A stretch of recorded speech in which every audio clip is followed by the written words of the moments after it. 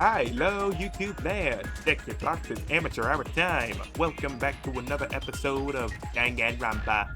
In the last episode, we did our investigation in the death of Chihiro Fujisaki, the ultimate programmer. And now we are here in the next trial, about to get ready for the next trial, and figure out who done killed Chihiro. So, we had a little help from Byakuya, funny enough, and he actually helped us get some clues going. So maybe, if I can get my rudimentary of deductions correct, then maybe I'll be able to find the killer. I mean, yeah, it'll be good that I found the murderer, but it'll also be bad because we know that the killer is one of us. So, that's the sucky part, that we gotta point the finger at on one of our friends, unfortunately. But without further ado, we're gonna go ahead and jump right into this and figure this stuff out as we go on. I do remember that I have this on the mean difficulty, so it's gonna be hard. I know it is, but that's what the letter that I guess the school gave me, so I have to do it on hard. So I really gotta put my brain to work here with each case, I guess. So here's hoping the ultimate rookie can get it done. So you know what to do, guys. Leave a like for Danganronpa, leave a like for Makoto, leave a like for the dearly departed Chihiro Fujisaki. I would appreciate it if you give her a like and respect for Chihiro. And we'll see what happens. And if you enjoy my content, be sure to subscribe, because it'll be an honor to have you as part of the Cuckoo crew. I welcome you with open arms, but without further ado, let's get this class trial started. It will be a bit, as I like from last episode, I do know that these trials do take a bit, but it's fully voiced, so I'll just be sitting in one of these seats, like chiming in with my 2 cents, trying to figure out the case with you guys. So here we go. Let's finish the preparations, and I think I'm ready. Here we go. Let's do this. Last trial. All rise. All right. Like we have a choice. Let's begin with a basic explanation of the class trial. So, your votes will determine the results. If you can figure out who done it, then only they will receive punishment. But if you pick the wrong one, then I'll punish everyone besides the blackened, and the one that deceived everyone else will graduate. Okay, then. So, first off, let's talk about the murder weapon! Oh, joy. First, we have to make clear what was used to deliver the fatal blow. Okay, that was the dumbbell, I remember. So we saw that, and there was a big old blood stain on it. Case file, library, lamp, locker room, dumbbell. Okay, dumbbell's gotta be in there, so. Chihiro's fatal injury. It appears it was a head wound. It was. According to the Monokuma file, the killer used a blunt instrument. But what kind of blunt instrument could it have been? I bet it was an iron pipe. No, it wasn't. The freaking hero. It certainly would make for a powerful weapon. Poor Chihiro. I know, poor Chihiro. Yeah, it didn't have to happen like this. No, the weapon that was used to kill Chihiro must have been in the locker room. How did they get an iron pipe if that were the case? Chihiro's fatal injury. I Yes, it swear. was. According to the Monokuma file, what kind of blunt Yasuhiro just I bet say it was an anything he iron wants. Kiss your face. No, that's wrong. No, that's wrong. Alright. So no, it was not an iron pipe. Can we agree that the object that dealt the fatal blow was the dumbbell, found at the scene of the crime? It was covered in blood, Yeah. and there was nothing else at the scene that could have caused that kind of injury. And the wound on the victim's head is consistent with the shape of the dumbbell. Ew. As far as I'm concerned, there's no mistake and no room for doubt on this one. That would have had to been like a dent then at that case. Oh god. You looked at her head wound? Yes! That's so creepy! Do what you gotta do what you gotta do. If you don't mind, I will proceed from here. Let's move on to discussion of the culprit. Although, I believe the criminal behind this heinous act is already quite clear. Oh yeah, that's right. Byakuya believes that there's like a serial killer on the loose. What? For real? Chihiro's killer is the fiendish serial killer, Genocide Jack. Genocide Jack. Fiendish serial killer. Did he really kill Chihiro? A new element has been added to non-stop debate. Like to hear more? Sure, let's figure it out. For this debate, lines of white noise will appear to disrupt your reactions. Your truth bullets will disappear if they hit these lines, so think of them as obstacles in your debate. But there's a way to keep this white noise from getting in your way. Press the A button to attach the silencer, which you can shoot down the white noise. However, if you shoot an actual remark with your silencer instead of the white noise, the time limit will decrease, so take careful aim when you have your silencer out. Okay. Oh, but if your action difficulty is set to gentle, white noise won't appear at all. In which case, you can forget about the silencer and just focus on the situation in front of you. Well then, good luck and have fun. Alright, but I have it on mean, so I'm pretty sure there's gonna be like crap tons of white noise. Alright, genocide, library, locker room, oh, same stuff. Okay. The culprit is Genocide Jack. I'm sure. Seriously? Case closed, as far as I'm concerned. It's Genocide Jack? But that's impossible! That's right. Why? What makes it impossible? Well, I mean, come on! There's just no proof for it. Sorry. Hey, so, speaking of Genocide Jack, I don't know who that is! Okay. The evidence that shows Genocide Jack is related to the case. It has to be. It would have to be... The culprit is Genocide Case closed. Why? Then if that's the case, who is Genocide Jack? Right? There's just no proof. Dish your base. There is. No, that's wrong. No, that's wrong. I might know one reason he could be involved. What? I found this file while I was looking around the archive in the library. I guess it's some kind of confidential file the police put together about the Genocide Jack case. What? That's kinda weird as shit, isn't it? What was something like that doing in the library? The why of it is probably more trouble than it's worth, so let's forget about that for now. More importantly, it outlines all the specifics of every Genocide Jack case in exceeding detail. According to the file, there appear to be two defining characteristics in every Genocide Jack case. The first is that a bloody message is found written at the scene of every murder. Oh, that's right. Booblust. No. It's actually bloodlust. Booblust. But more important is the other characteristic, and it's something that has never been made public. Never made public? What the hell is it? Why don't you tell them, Makoto? Why? The other characteristic of every Genocide Jack case, which the world at large doesn't know, it's how it was positioned. I got it! Yeah. Apparently, in every Genocide Jack case, the killer suspends the body in a certain way. Other than the killer, the only people who know about this are the higher-ups in the police department. However, Chihiro was most definitely suspended in the same way. So, how did the culprit know about this when only high-level police officials were aware of it? There's only one logical answer I can think of. If it was the killer themselves. It's because the culprit in this case is the real Genocide Jack. No fucking way! You're saying Genocide Jack is one of us? Yes, in fact, it's Toko. Well, dang. What? Genocide Jack's true identity is Toko Fukawa. Dang, he just said, well, it's her, easy. You lie! What? Hey, okay, wait, hold on a sec. Toko has, like, bloodophobia or whatever, remember? What kind of serial killer is afraid of blood? That would be funny.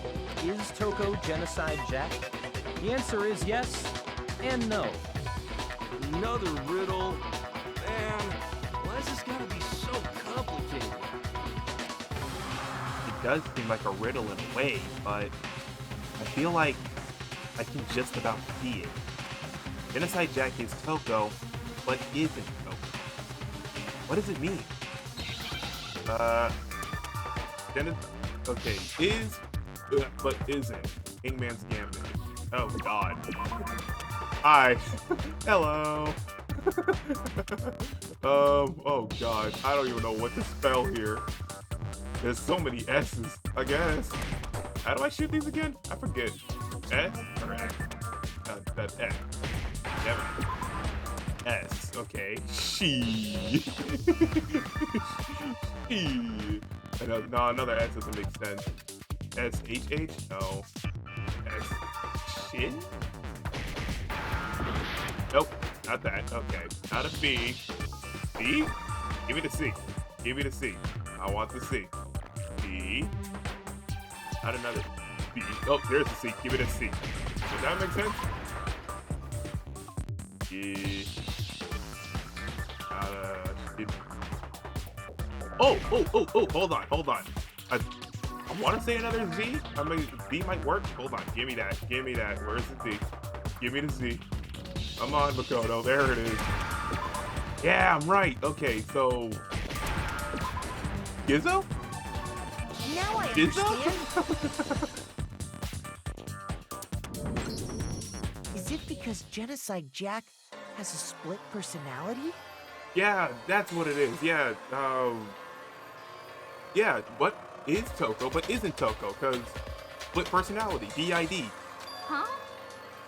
I think I read that somewhere in the file, too.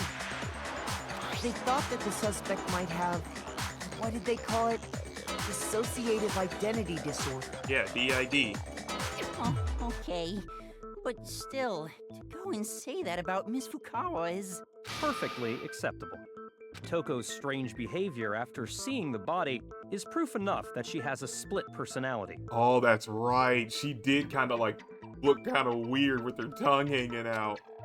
The one thing that shows Toko could have a split personality, it has to do with her behavior. Her behavior changed. I got it! Yeah. You're talking about how she started acting totally different than usual, right? Yeah. That's right. Think back. She fainted when she saw Chihiro's corpse, and then, when she woke up... Yeah, she was all loopy-loop. I'm fine. Whoa, is that a dead body? Hey, are you dead? You must have hit her head real hard when she fainted. The world has a front and a back, a top and a bottom, a sea of truth and a web of lies. This is, like, concerning. I mean, she sounds completely different. Yeah. She was acting funny, that's for sure. That melancholy tone of hers completely disappeared. Don't go assigning adjectives to my tone without permission. Not to mention, once she regained consciousness and saw Chihiro's body again, she was utterly calm.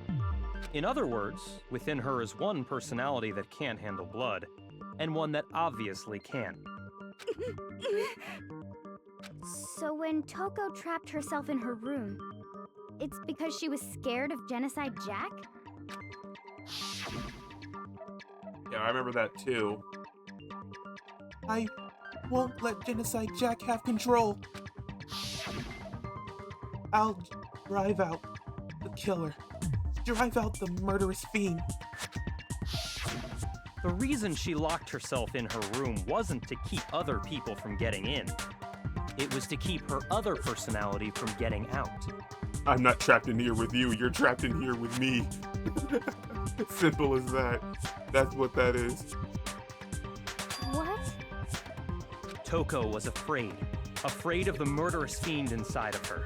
Of killing even more people. How? Yeah. How can you know all this? I do believe you misunderstood her. What she's trying to say isn't, how can you know all this? No. What she wants to know is, how could you tell them? Huh? Last night, just before Monokuma gave his motive speech, Toko and I had a strange conversation. She told me a most interesting story. She said, A murderous fiend lived within her, and she was afraid it could appear and attack at any time. And that trepidation is what's caused her to have such a bleak attitude. Isn't that right, Toko? That might have been the freaking embarrassing secret that Toko had, you know? Because that was the motive. This is all a lie. Right, Toko? You said you wouldn't tell anyone. Well, dang. What? It's true. You promised. I can't believe you lied. You have only yourself to blame. You came to me with your tragic little story. I didn't ask you to. I didn't. Basically, Byakuya, after Toko explaining her situation about why she has this murderous fiend in her body, Byakuya's like, okay, sure. I'm still looking for the person who asked. That's basically what he's saying. I'm sorry, who asked? This is the real world, not some romantic fantasy fairy tale. Besides, you broke your promise first. You said that as long as you were here, no matter what, you wouldn't let Genocide Jack kill anyone. But in spite of that promise,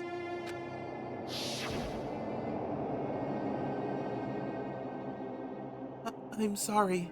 I couldn't keep our promise. But don't worry. Never again. I won't let Genocide Jack have control ever again. You said if I kept my promise, you would go out with me. That's the only reason I promised. how many times do I have to tell you? I never said that. I bet you, I believe Byakuya on that one. I never said that. What are you talking about? But you weren't able to do it. You just couldn't resist that rush you got from killing, could you? I tried. I swear I tried to control it, But your efforts were useless. What a disappointment. Hey. I hate you. Well, the opening act is nearly finished. All that's left is to hear from the person in question directly. The person? You don't mean... Toko's body suddenly lunged backwards. A huge thud echoed across the courtroom, but in the next second...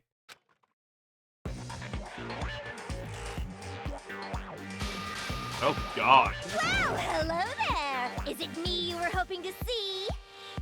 Yes! What the heck? So she immediately fell to the floor and just got right back up. So you figured it out, huh? Well, whatever. What are you gonna do? I'm the ultimate murderous fiend, Genocide Jack! Or better yet, let's go with Genocide Jill! Ultimate murder. Even the serial killer has been enrolled in the Hope Speak Academy as the ultimate murderous fiend. That's wild. The ultimate murderous fiend. That's a wild title. What the fuck is this? What the fuck is this? Thank you. What happened to you?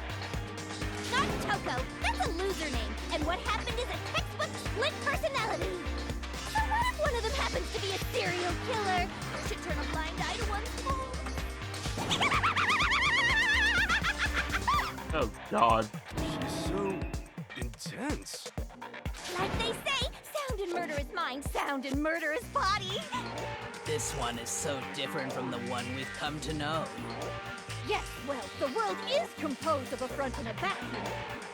Just like how every inning has a top and a bottom, or how in the depths of every truth lives a little lie. How does your tongue be able to be that long? Behind every dark and gloomy soul lives another that shines as bright as the sun! This is the murderous fiend, Genocide Jack? This is beyond insane! Miss Jack, Jill, can I ask you a question? What's up? Some of us think you might be the mastermind behind our entire situation. What are your thoughts on that? Well, I'll tell you. I am the mastermind of all masterminds! Just kidding! It's not true? Of course it's not true! How dare you try to link me to that creepazoid! And another thing, the police and government and society in the outside world are totally powerless! I mean, they've just let this idiotic, bloodthirsty maniac go buck wild all over town! Sure, I'm a bloodthirsty maniac, but life is pain, right? To live is to hurt other people. It's a necessary evil if you want to survive. The act of living itself causes pain for everyone. Just kidding again! My goodness. Okay. Okay. This should be enough to convince you. This murderous fiend is responsible for Chihiro's death. There's clearly a motive, so there should be no doubt. There is? A motive? Remember what Monokuma told us? If someone didn't murder and graduate within 24 hours, an embarrassing memory or secret would be revealed. Well, let's assume that Toko's secret was about Genocide Jack. If a secret like that came to light, Toko's life would have undoubtedly been forever ruined. So she had a very clear motive to never have that side of herself exposed. Makes sense. Interesting. Very, very, very interesting. But I'm sorry, as much as I hate to admit it, I'm not the culprit. But I cannot imagine anyone other than you could murder someone in such a bizarre fashion. Maybe so, but nevertheless, it's the truth. Do you really expect any of us to believe you? I kind of believe her. Yeah, I could never believe a word you say, you monster. Yeah, I kind of believe her. It just seems too easy. That's what I'm getting from this. It seems a little too easy to just pin the murder on a serial killer. And even Toko or Genocide Jill is saying that I'm not the culprit, then I gotta take that into consideration. Then we gotta figure out how she couldn't be the killer, despite her being the serial killer. Man, I'm getting the serial killer off the hook. Imagine doing that. Imagine getting a murderer off the hook. Maybe she's totally right about that, but something's still bothering me. What she said, I need to get some more details out of all this. Yeah, I kind of believe her. I don't think she is the culprit. Okay, desk lamp, dead body, disappearing stain. Okie dokie. Sorry, but I didn't kill anyone. Wrong. You have to do better You than say that. that, but do you really Right. expect any of us to believe it? Perhaps if you had an alibi. What about the that alibi? would change things. Oh, an alibi, huh? Alibi. Now we're talking. When you compare your past murders to this incident, the modus operandi matches completely. What more proof do we need? Jesus. Give it up. You killed her. Is Genocide Jack really the killer? I feel like something doesn't match up. Sorry, but I didn't kill anyone. You say that, but do you really expect any of us to believe Let me it? check the, not that. I wanted to check the status of the dead body. Kira's body has been suspended and her hands have been bound with some kind of rope. The fatal injury is over the head. Oh yeah, that doesn't make sense because if I read the thing of the doodle, they're usually stabbed, right? Oh, an alibi, huh? Now we're talking. When you compare your past murders to this incident, Yeah. the modus operandi matches. No, it doesn't. No, it's wrong. Yeah, it doesn't. Are the methods of murder really exactly the same? I'm not so sure about that. I think there's a slight difference between the Genocide Jack cases in this one. Huh? How's it any different? Uh-oh, you don't know? Well then, human garbage, let me tell you! I murder with passion and conviction. I consider myself a professional, and I have a very particular way of doing things. Imagine you go to a fancy Italian restaurant.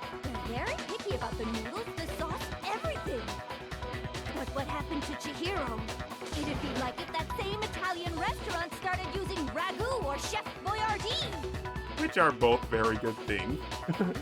Chef Boyardee is kind of like a guilty pleasure. This is no creation of mine. Let me rephrase that in a way that maybe makes more sense. That's something that is not really bagooty. There are two clear differences between the Genocide Jack cases and this one. There's one clear difference between the murders. It is the victim's fatal injury. They're usually stabbed, not For beaten. one, the cause of death is different. Yeah. In the Genocide Jack murders, all the victims were killed the same way. According to the case file, they were all apparently killed with a pair of scissors. But Chihiro died from a blow to the head, right? Right. Ah, yes. That is remarkably different from the other murders. Wouldn't it be strange for someone who kills the same way without fail to suddenly change their method? Unless they were having fun. And there's more. One more conflicting detail. That's right. In my recipe of murder, if the bloody message is the tortellini, then the arrangement of the body would be the pesto sauce. She really likes spaghetti. She's a spaghetti girl. Will you please stop comparing killing people to cooking? So, are you saying the other difference has to do with how the body was arranged?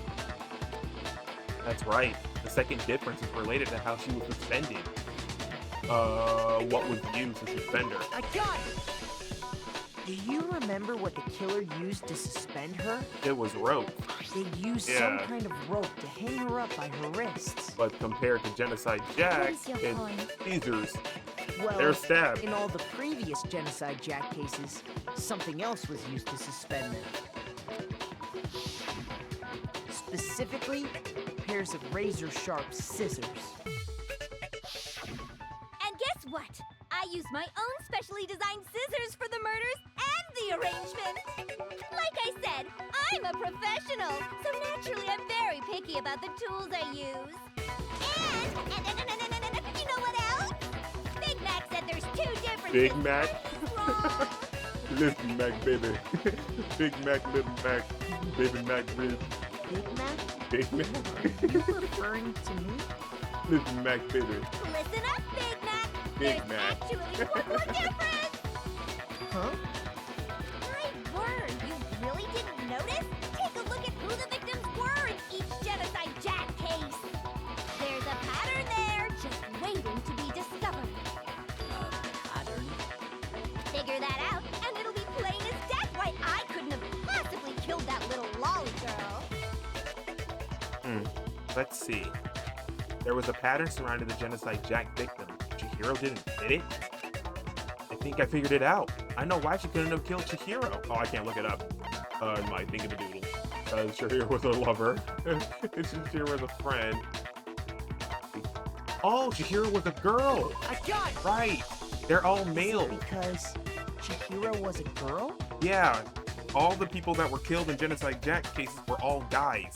Bingo! Bullseye! Right on the money! Yeah. What are you talking about? In all the Genocide Jack cases, all the victims had something in common. Yep, these are all guys. Gen Harada, 32. Tetsuhiro Honda, 17. Doji Gaku, 23. Kano Issei, 14. Takeshi Yoshida, 30.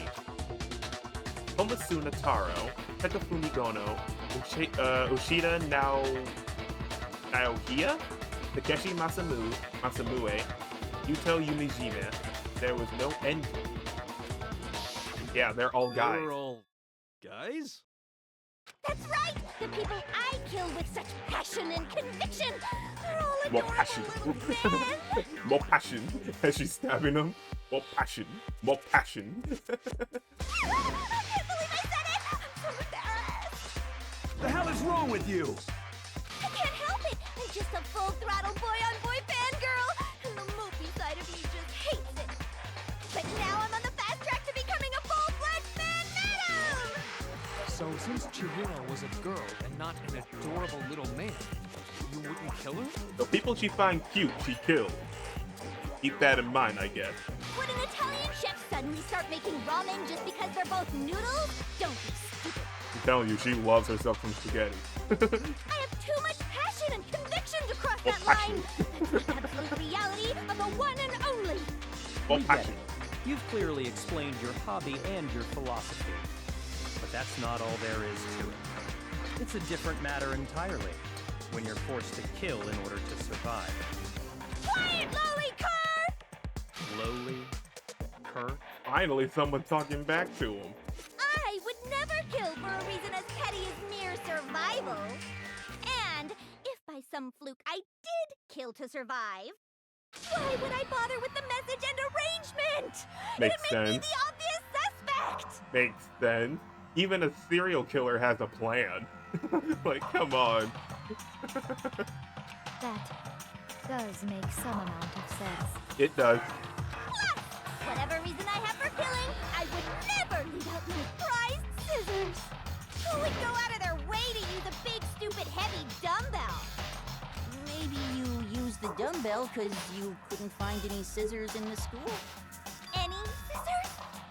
I don't just use any scissors. I only use my own set of high-class envy of the entire world scissors! Okay, whatever.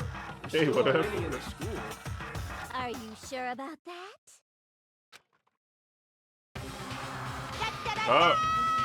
She just has them on her person. Okay. She's fully equipped. That's right, so I can kill anywhere, anytime. Why would I resort to dumbbells or rope when I have my trusty scissors by my side? Okay, yeah, so she just has them like in her pockets and like she just always carries them. Alright. Go ahead, tell me I'm wrong, you can't you gutter dogs, all of you. This is literally, she's literally clearing her name of suspicion. Wow. The one time when I actually can say a serial killer ran away innocent. Not to mention, I have no clue how to tie a good knot. So rope's totally out of the question anyway. Maybe that's why she kills him with the, that she stabs him. Okay, I mean... I have no idea what's going on anymore. Could such a heinous villain really be innocent? Yes. But the body really was suspended, right? And nobody but the police knew about that. Yeah. That's why we figured it had to be the real deal and not some copycat killer or whatever. Actually, hold on. There is one person. One person who could have copied the Genocide Jack cases. One person... Oh, easy. Because he read the darn thing. He even took the file. Byakuya. Here's my answer. Yeah, get out of here, man. Byakuya, it's possible you could have found out, isn't it? You literally took the file when I tried to go back to read it. Byakuya, my boy, you're come on, man. You'd have no problem gaining access to classified government documents or internal police records. Plus, you've already looked through the Genocide Jack file before this all happened, hadn't you? More than enough time. Are you saying Mr. Togami did it? Then the reason you pushed the theory of Genocide Jack being the killer so hard was because he wanted to pin the crime on her. So, he rearranged the scene to disguise it and make it look like I put my stamp on it. The adorable glasses man was behind it all. Oh, I'm on fire! And she's getting excited about this. Well, Byakuya, what's your response? I see. So now the suspicion falls on me. Then I must ask, when would you say I began acting suspicious? Surely you must have an answer. Looking back and thinking about it now, the way you were acting right before we discovered the body was a little strange. And the locker room. They're suspicious. Very suspicious indeed. Wouldn't you agree? Huh? Suspicious? It seems nobody searched the locker room. Let's start with the girls' locker room. You wanted to go to the girls' locker room right away, right? But since you're a guy... I should have naturally thought of the boys' locker room first. Is that what you want to say? The victim was Chihiro, a girl. Hence why I said we should check the girls' locker room. But how did you know that? Nothing strange about that, I'd say. But how did you know that before anyone else? On the contrary, there's something very strange. Okay then, what's so strange about it? Go ahead, share with the rest of the class. There was a clear contradiction in what Byakuya just said. We need to make it clear to everyone. Okay, a new element has been added to non-stop debate. Let's learn about it. Okay, next we're going to add something called a truth flashback. If you aim at a weak spot and hold down the X button, then you'll memorize that weak spot. Memorize, okay? This memorized phrase can only be shot once as a single truth bullet. If you shoot or change the truth bullet, it will disappear from your truth cylinder. However, you can use this flashback feature as many times as you want. If you don't seem to have the answer to a lie or contradiction in your loaded truth bullets, it might be wise to memorize a different weak spot and use that to make your case. When is the best time to flashback? Well, you'll just have to use your keen wits, won't you? In this case though, I will say that if you don't use a flashback, you won't be refuting anything. Okay. Well then, good luck and have fun. Alright, truth flashback. So I can memorize someone else's thing to hit it with another thing. Okay, yeah, that definitely doesn't look like it's gonna hit it. So, you said Byakuya was acting kind of weird before we found the file. uh-huh. But he was acting weird. How? If you're presented with the opportunity to check out the girls' locker room, You absolutely take it! You absolutely That's take a it. natural reaction for any guy! That's a natural reaction for any guy. The victim was Chihiro, who was a girl. Uh-huh. So of course I would suggest we check the girls' locker room first. But how did you know that beforehand? There was no time for pointless distractions. What's so strange about that? I wish you'd taken me with you. God, I wish it were me. Hearing Byakuya's comment about Chihiro being a girl, I realized there's a clear contradiction there. I need to make that contradiction clear.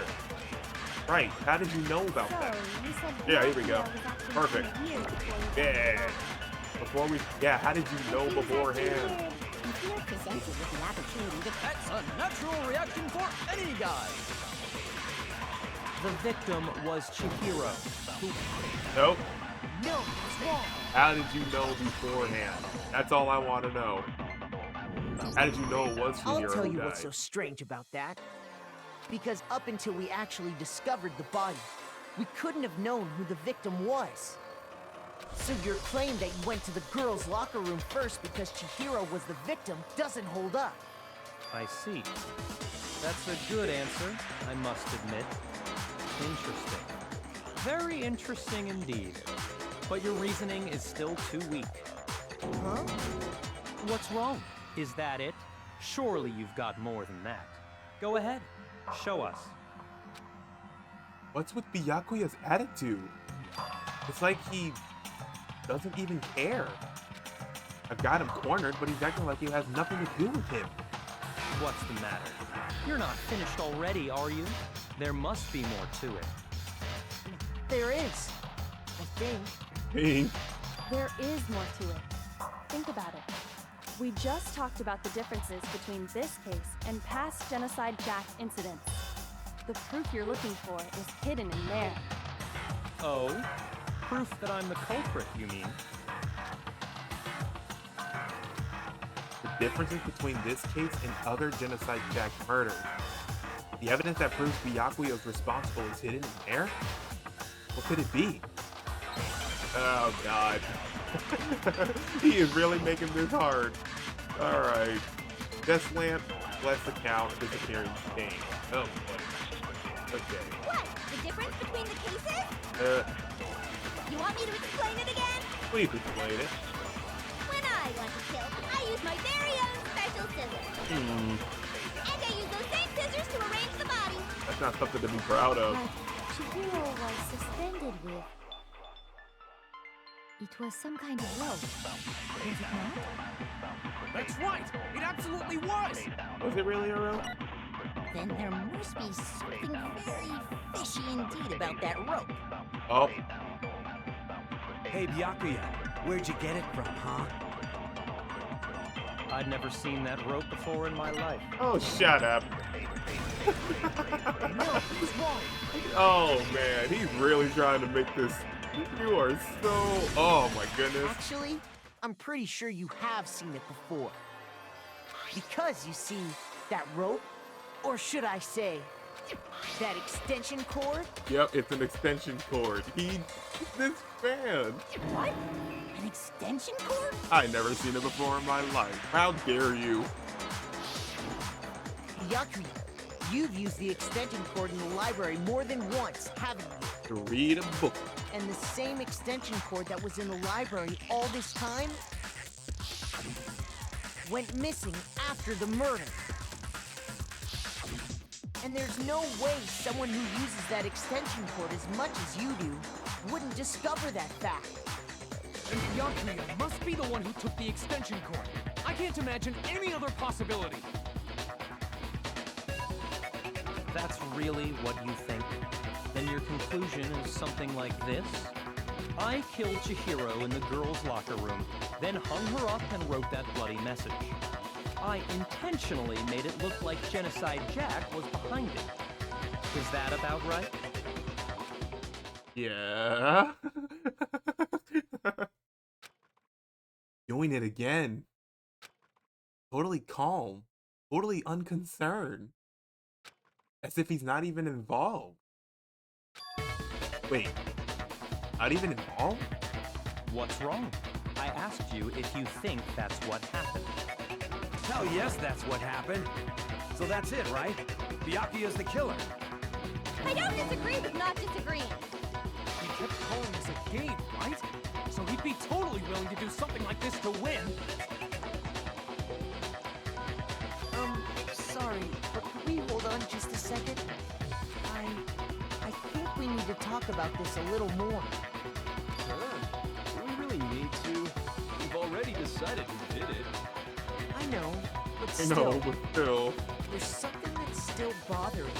That's why Byakuya is acting the way he's acting? Is that right? And what, pray tell, is still bothering you? The way you're doing this, man. I killed her in the girls' you locker room, saying then it. disguised my crime.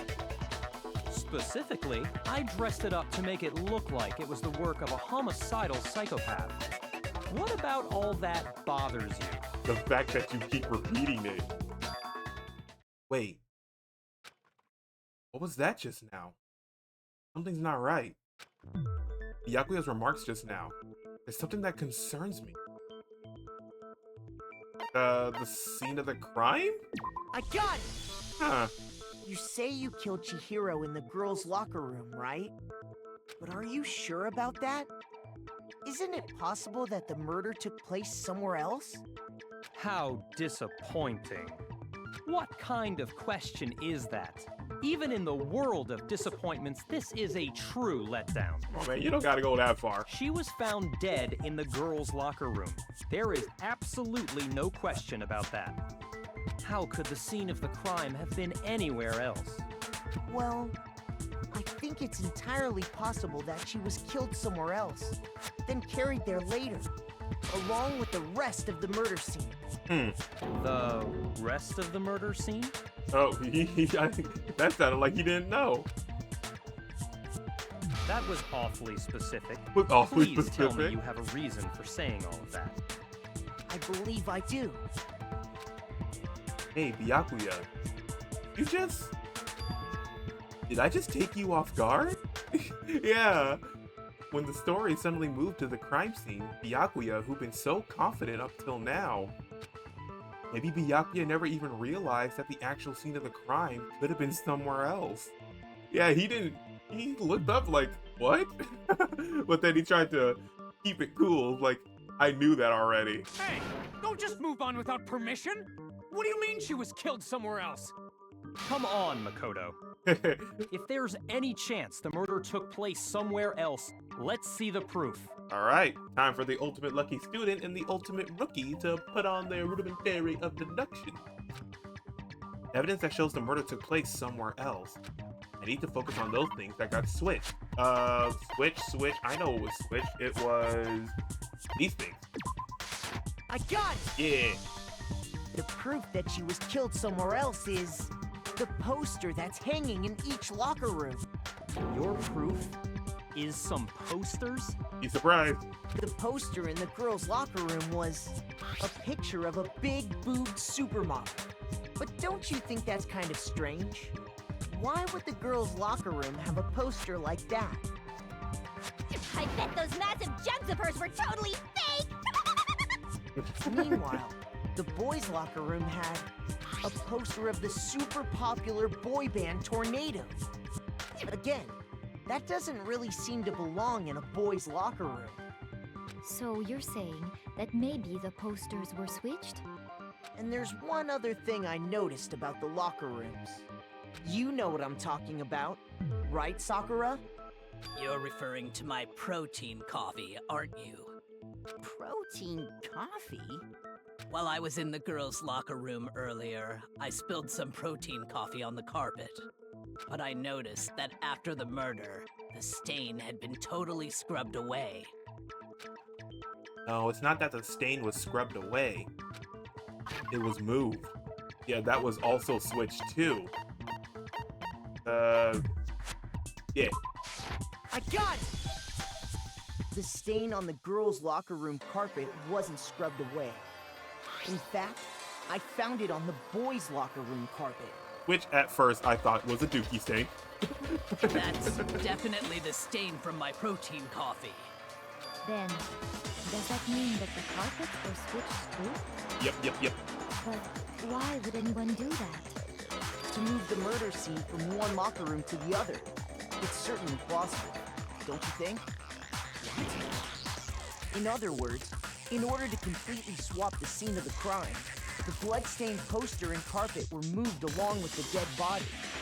By doing this, the killer was able to change the entire room where the murder took place. I can certainly follow your reasoning, but why would the culprit bother doing that? Huh? Why would they go through all that trouble of switching the scene of the crime? Actually, Wouldn't an that even cover bigger the question. crime up? If the murder did take place in the boys' locker room, then how did Chihiro get in the boys' locker room in the first place? Oh, that's right. Because, what am I trying to say? They don't let other genders in the, they don't let them in the locker room. So a boy can't go in the girls, and the girls can't go in the boys. To get into the locker room, you have to swipe your e-handbook across the card reader device. But Chihiro's handbook should have only allowed her access to the girls' locker room. She had no way to get into the boys' locker room to begin with. No, she did have a way, and I can tell you what it was. Oh God, Hiro. I highly doubt that. I highly doubt that. When it comes to Hiro, he says the most out-of-pocket things, so get ready. Shut up! I'm telling you, I know how she could have done it. Go ahead and tell us, Hiro. Is he right? Did Hiro really have gotten into the boys' locker room somehow? Oh God, Hiro says some wild stuff when it comes to court. Okay, boys' locker room carpet, broken handbook, 2 locker room posters. Got it. Is it really possible? Could Chihiro really have gotten into the boys' locker room somehow? I got it! She must have hacked her e-handbook. I don't think you can do that. She was the ultimate programmer, after all. True. I'm sure that would have been no problem for her. No, I don't think that's it. She used the thing that was in the main hall. What? Huh? What then? I'm talking about Leon's handbook, of course. Wait, this is broken. She had that. She could get into the boys' locker room no problem. Right? Let me see. Broken e-handbook. One of the handbooks found in the main hall have been broken, which is apparently a rare occurrence. Junko and Saiko's handbooks both still seem to work, so it assumes the broken one is Leon. However, Monokuma claims that it's very unlikely Leon's handbook would have been broken. Okay, so yeah, it's the broken e-handbook on his statement. theoretically, if Chihiro was able to use Leon's handbook, she could get into the boys' locker room. But that's if she was able to use it, which she isn't able to. So, yeah, it would have to be the broken one. Because it's broken. What then? I'm talking about Leon's handbook, of course. Got it. No, that's wrong. Okay, okay, Hiro didn't say something out of pocket. It made sense, but not make sense. No, I don't think Chihiro used Leon's handbook. Why not? Why not? Because Leon's handbook was broken. Eat. Oh. Well, then, yeah, I guess that'd be pretty impossible, huh? I am struck silent I by am how struck quickly you gave up. silent. I am struck silent by how quickly he gave up. Like, immediately. Plus, isn't there a regulation against using someone else's handbook? Actually, the rule states that loaning your handbook is prohibited. It says nothing about borrowing one. In other words, you could borrow a dead person's handbook all you want, and you'd be safe. Like stealing, right? I'm still unsure about that whole loaning, borrowing thing. The difference between the two. Yup, yup, yup. Hit the nail square on the noggin. Of course, if it were broken, that wouldn't make any sense anyway. So then, she must have hackers, like I said. She used her ultimate programmer skills and... You can't fix an e-handbook. The instant you open one up, a security buzzer starts blaring. Oh. So, if she didn't use Leon's You can't handbook, tamper with it. and she didn't modify her own handbook, Maybe Mr. Naegi's initial assumption is just wrong? It seems like there's no way she could have got into the boys' locker room. So I guess so. Okay then, I vote for Byakuya. That it then? Chihiro was killed in the girls' locker room and Byakuya's the one who did it? Really? But still, I don't know what else I can do. Hold on a second. I agree with you, though. I think you're on the right track. What the? You finally decide to open your mouth and that's what you've got to say? There's no way she could get in the boys' locker room, right? So... Why are you so sure she couldn't get in? There's still one other way she could have gained access. What? What are you talking about? What other way is there? Well, to explain that, why don't we take a little break from the trial? I'd like you all to come see something. Wait. Just what do you think you're doing? Don't worry. This'll make the whole trial more exciting. I'm sure that thought must please you. This pleases the bear. Huh? It'll make things more exciting? Well, all right then. I declare an official class trial recess. Okay. Taking a break. For real? Now then, what is it you want to show us? It better not be boring or I'll be very unhappy. Oh, I have no doubt it'll meet your lofty expectations. So, shall we go? Okay. Taking a break. Go get your guys some drinks or some snackies. So before I even knew what was happening, the class trial had been put on hold. We headed off with Kyoko in the lead. And where she took us was... Oh, back here. The girls' locker room? You've already searched this place top to bottom. What are you trying to pull, Missy? I'd like you to examine the victim's body one more time. You want to check it again? Be sure to examine the entire body very carefully. Take your time. Examine her carefully? Like using our hands? Dude, I would have done it. I'm trying to clear murder stuff. No way! It's probably best if I don't run my hands all over a girl's dead body. You bunch of wusses. Stand over. Let me take care of this. It's not that I'm freaked out or anything, it's just... Based on religious grounds. Based on religious grounds, you know? I mean, he's not wrong. Some religions are prevent from doing that. very well. I'll do it. There you go, Sakura. I would have done it too. I would have. Trying to clear you're a names. girl. You shouldn't have to touch a dead body. Just let one of the boys do it. No, it's okay. I think Chihiro would rather have a girl examine her. So just leave this to me. Sakura. What is this? Some kind of secret girl-on-girl action? Is that what you two are about? That's not it at all. Stop screwing around. Okay, here I go. I'm sorry, Chihiro. Please excuse the intrusion. At least she's polite. Putting her hands together in a brief prayer, Sakura then began to quietly examine her body. Be sure to check her entire body, and I believe we will solve this particular mystery. Her entire body? I know you say that, but... What? This is... What is this... You good, Sakura? What is it? Not possible. It's not possible. Sakura's eyes were staring wildly at Chihiro's lifeless form. Her massive frame trembled. This girl is what? What? Sakura, what? Is a boy! Oh!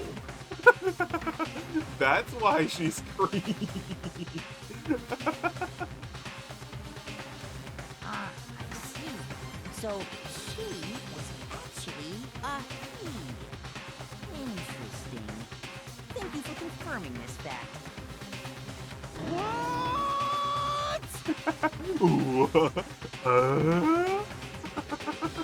You're joking, right? You're joking, right? I wouldn't joke about this. It's really true? Chihiro's actually a guy. Chihiro was... guy? Holy fish paste! He's a guy! Oh, what? You guys didn't know? Heck, I knew that right off the bat. Shoot, I knew. Chihiro Fujisaki was totally a guy. So he dressed up as a girl. Then he was a cross-dresser? Oh, I'm really on fire! I wish I had killed him!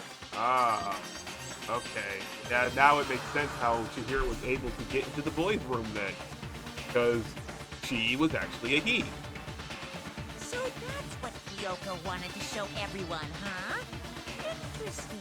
Alright. I gotcha. Yes, that certainly does make things much more exciting.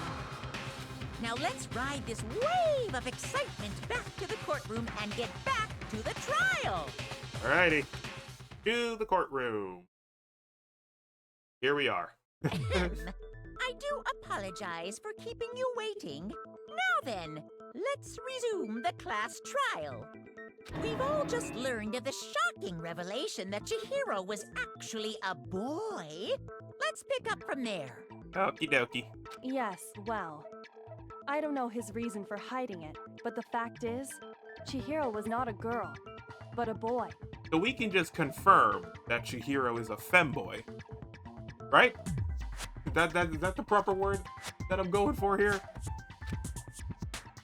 To think that Chihiro was actually a guy. The thought had never even crossed my mind. And because the victim was male, he would have had no problem gaining access to the boys' locker room. Exactamundo. I concur. Assuming his handbook did, in fact, list his gender as male, then yes, that would be true. Of course his handbook said he was a boy. He dressed like a girl, but he was a boy through and through. So then, there should be no issue with Makoto's initial assertion. The victim was killed in the boys' locker room, and was then later moved to the girls' locker room. Uh-huh. And the killer could have easily used Sayaka or Junko's handbook to get into the girls' locker room. So Chihiro really was killed in the boys' locker room? So then that opens up the list of suspects again. I still don't understand the motive for moving the body, but yes, that does seem plausible. Well, I must admit, I did find it rather odd. He's sweating. He's sweating. I knew he felt a little off. There was a certain incongruity to his female body. This is the most titillating situation! The plot do be thickening. So now everything has been connected. All the mysteries have finally become clear. Okay, well, connected or clear or whatever. We still think you're the killer, remember? Very interesting. This has become very interesting indeed. Ah, he's off in his own little world. What about you, Makoto? After everything we've learned, do you still think Byakuya's the killer? I didn't because he kept repeating it. Well, without a doubt, Byakuya is the one that made Chihiro's death look like Genocide Jack did it. But I think he might not actually be the killer after all. What? But aren't you the one who accused him in the first place? He just seems to be too Right, easygoing. too easygoing. Like he's enjoying us solving the mystery. The way he's acting, it makes it seem like it doesn't have anything to do with him. And you think that might be because it doesn't have anything to do with him? Nah, he's just being a jerk, trying to throw us off. Plus, the evidence he left behind was a little too... how can I put it? Overt. He consciously chose to use the extension cord, knowing it could connect him to the murder. At least, that's how I see it. And Byakuya, when you found out the murder took place in the boys' locker room, it seemed to rattle you. And then again, when you found out Chihiro was actually a guy. You guys shook. If you really were the killer, You guys that stuff shook. wouldn't have had any effect on you. So that's your thinking, huh? Well, it bothers me that you don't have more concrete reasons, but it's fine. I guess I'll mark it as correct for the time being. Lacey says he's alright with it. Mark it as correct? He's right.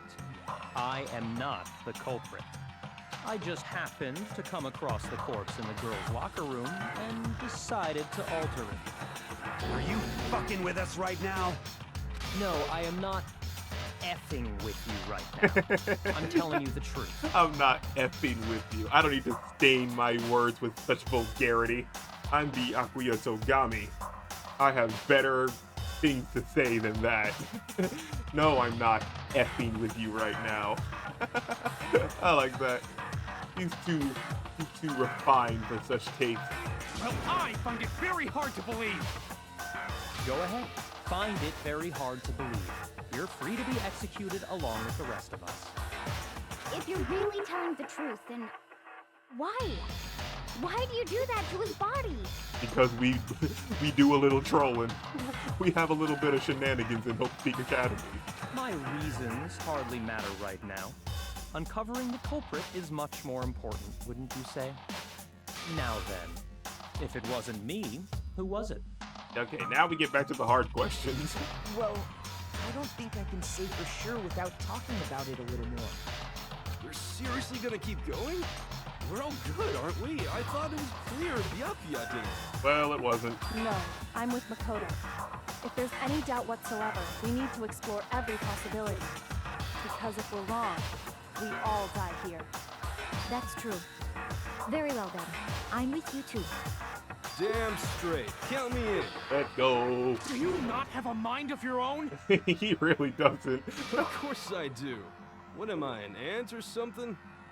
Anyway, let's discuss this all as a group one more time. We still have time to make our decision. That's very true. Our lives are all on the line. Excellent. Then shall we resume our game of hide and seek? But if Byakuya didn't do it, then who's the real killer? Who murdered Chihiro? There's one thing we can be sure that we know about the killer. The killer is a guy. I got it! Yeah, because it happened in the boys' locker room. Since the crime scene was the boys' locker room, you would need a boys' handbook to get in. Since Leon's handbook is apparently broken, the killer would have had to use their own. In other words, it had to have been a guy. But that's still not enough. I need to find some more clues. Yeah. So it's a guy, it's not a girl. Death Lamp, Jane, Celeste, Isn't there a single clue that might lead us to who did it? Clues are one thing, but did nobody get a look at the killer? I'm sure if someone saw the killer, they would have said something by now. Yeah, they would have. Perhaps someone saw the victim at some point. Ooh. Even that might be enough for now. Celeste, I think, let me see. Celeste saw them, right? I think that's what Celeste's account comes in for. Celeste. On the night of the murder, right before nighttime, Chihiro was spotted leaving the warehouse. It seems she was stuffing some blue exercise clothes into a duffel bag. Presumably, she was on her way to exercise, but the clothes were not found at the scene. Celeste told no one else other than Makoto about them. Okay. Yeah. All we need right now is any kind of new info. It's over. It's all over. You want to know who saw the victim? The killer! And only the killer! Nope. Celeste saw her. Or him. Celeste saw him. The hero. I believe someone else did see the victim before he was murdered. What do you think, Celeste? Now that you mention it, yes, I did see him. Huh? Really? Oh, but I suppose only Makoto knows about this. The rest of you had no idea, did you? That is why you're all making such ugly noises. Whatever! Just hurry up and tell us! It was last night, right before nighttime. I saw Chihiro in the dormitory warehouse.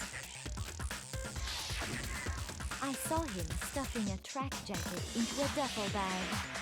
And then, I assume, he headed off to exercise. I want to know what was Celeste doing in the warehouse. I think the bigger question here is what was Celeste doing chilling in the warehouse at nighttime. Track jacket and a duffel bag. But we didn't find anything like that at the murder scene. It seems I know she's likely not that the killer, but destroyed them to get rid of what are any you doing? And that is when he said something that struck me as rather odd. Well, I better get going. I'm kind of in a hurry. Chihiro told me he was in a hurry. But why would he be in a hurry? Only if someone were waiting for him, I should think. So, Mr. Fujisaki was on his way to meet with someone, and then they were going to work out together? But Hina and I had invited him to exercise with us plenty of times, and he always declined. Probably because he was afraid you'd find out the secret he was hiding, right? Which means that conversely, he must have trusted whoever he was meeting with very much. Enough so that he was willing to risk his secret being revealed. What a marvelous friendship! The point is, whoever he met up with is the culprit, right? So we just gotta figure out who it was. But knowing what we know, I can't even guess. Ugh. No.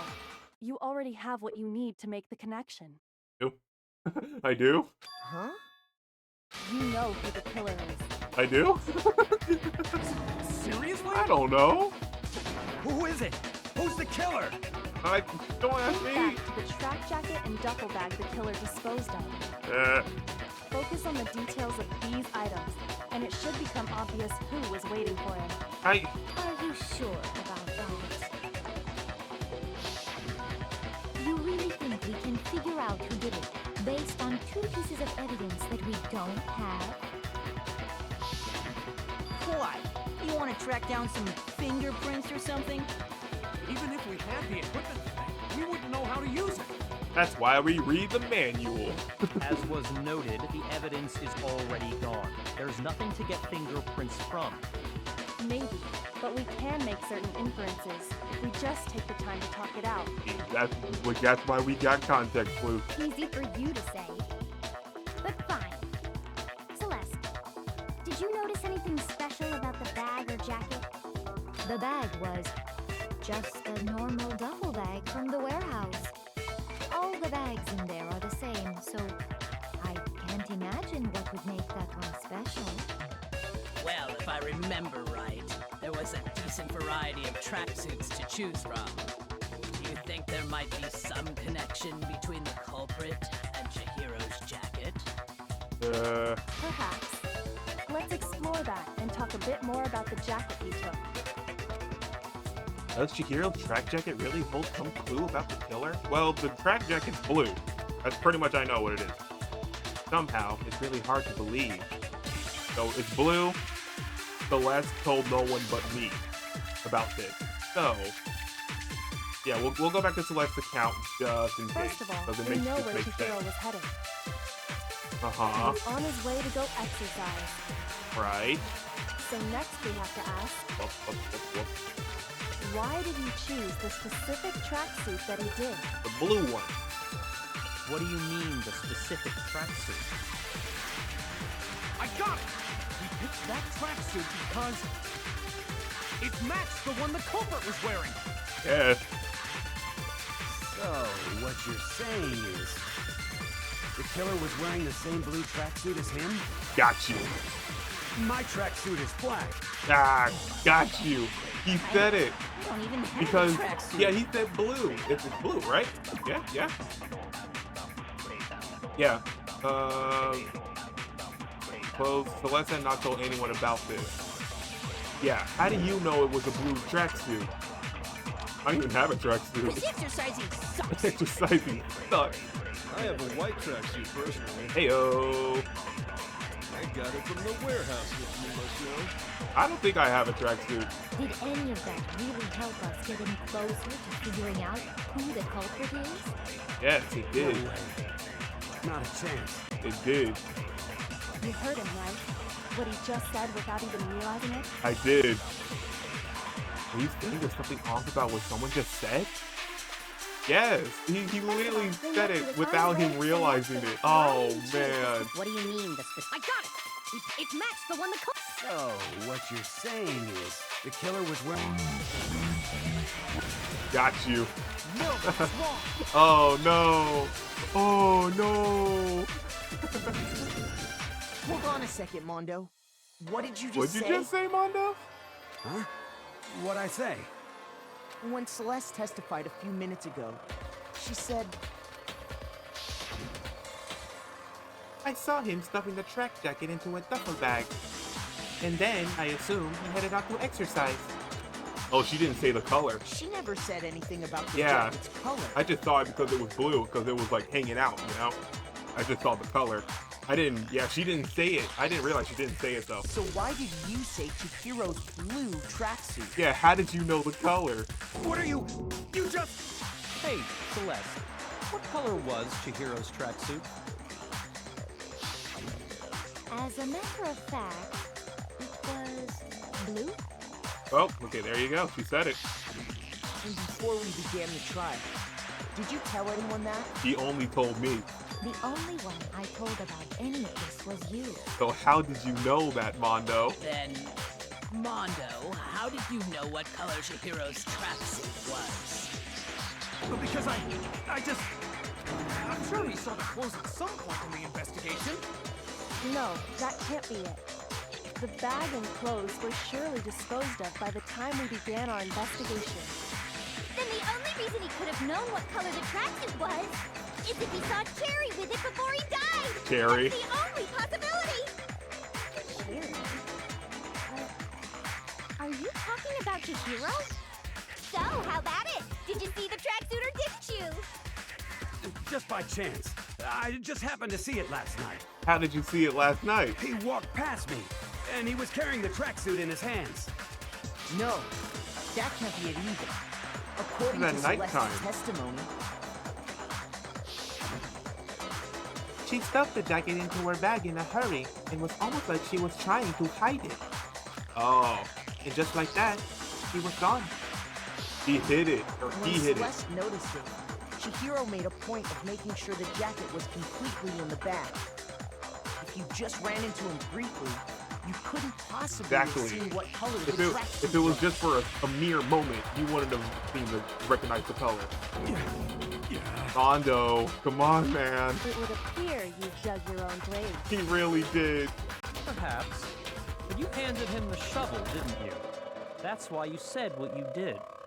Focus on the tracksuit and it'll be obvious who he met with? What a bunch of nonsense. Ah, now I understand. It was all one big bluff, wasn't it? Your true intention was to draw a slip of the tongue from the culprit.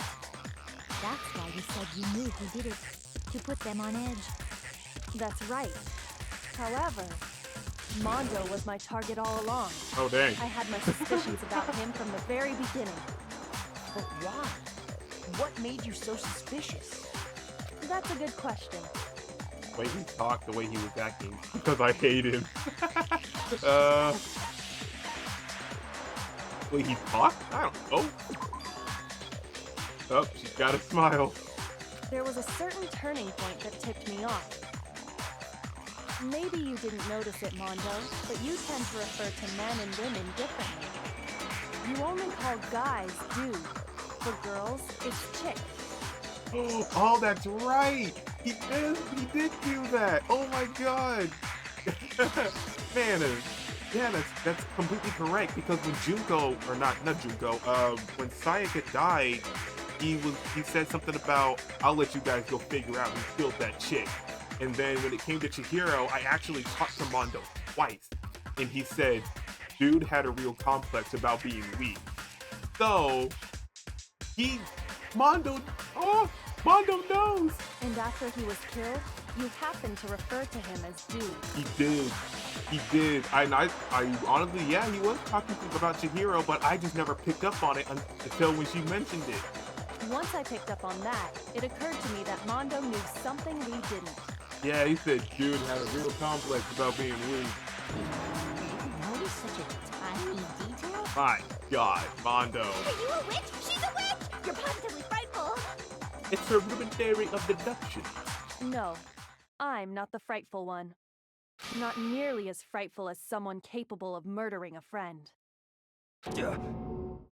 Mondo, was it really you? Did you really kill Chihiro? Oh God. I didn't kill anyone! You've been all over me, judging everything I say, putting words in my mouth. What gives you the right to treat me like a goddamn criminal? Yeah, he would never do something like that. Oh, now his bro's sticking up. His bro's sticking up for him. Taka, you're my bestie. It's true. My reasoning on that is pretty shaky. That was fast. That was fast. Well, this does present us with a problem. It seems we are all out of reeds. My time has nearly come. My time has nearly come. Booming, here it comes. That's what my little ghost friend is telling me. Oh yeah, that reminds me. Weren't you telling me you found some evidence? Really? What kind of evidence? Actually, no. Now that I'm thinking about it here calmly, it might not be all that relevant. Jeez, does your confidence just get up and walk away? It's fine, man. Just tell us. If you really insist, then... here it is. What's that?